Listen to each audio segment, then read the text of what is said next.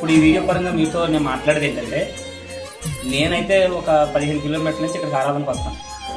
కానీ నాదే గొప్పని నేను అనుకున్నాను, కానీ నాది కాదు. ఈ తమ్ముడిని చూడండి, బ్రదర్ని.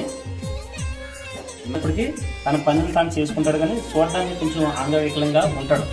ఈ నోటంతా సొల్లు గార్చుకుని జస్ట్ ఏదైనా చిన్న అదర్ తగిలితే ఇష్ట రావడం, పడిపోవడం, సరిగ్గా మాట్లాడలేడు, కనీసం స్తుతించలేడు, ప్రార్థన చేయలేడు, పాట పాడలేడు. కానీ ఇక్కడ ఏమున్నది అని అంటే, దేవుడి పట్ల నమ్మకం ఉంది, భయం ఉంది, భక్తి ఉంది.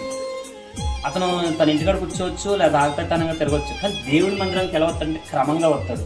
మీరు అప్పుడు చూడొచ్చు, ఈ ఒంటి మీద బట్టలు కూడా తను సరిగ్గా కట్టుకోలేడు, అంటే తన వస్త్రాలు కూడా తను సరిగ్గా కట్టుకోలేడు. అయినప్పటికీ భక్తి విషయంలో ఈ బ్రదర్ని చూసి నేనైతే చాలా నేర్చుకున్నాను.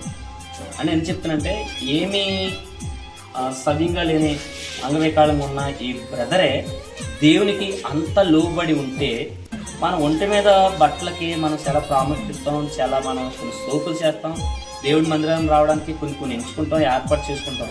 మరి మన భక్తి ఎలా ఉంది అనేది ఒకసారి గ్రహించుకుంటే బాగుంటుందని సహోదరులు మీ అందరితో నేను ఈ మాటని తెలుసుకుంటున్నాను. ఎందుకంటే మనకు ఉండవలసిన అందము వేరే వేరే ఏం కాదు, క్రమం కాదు, కానీ దేవుని భయము భక్తి కలిగి మనం జీవించాలనేది ఈ బ్రదర్ చూసి నేను నేర్చుకున్నాను.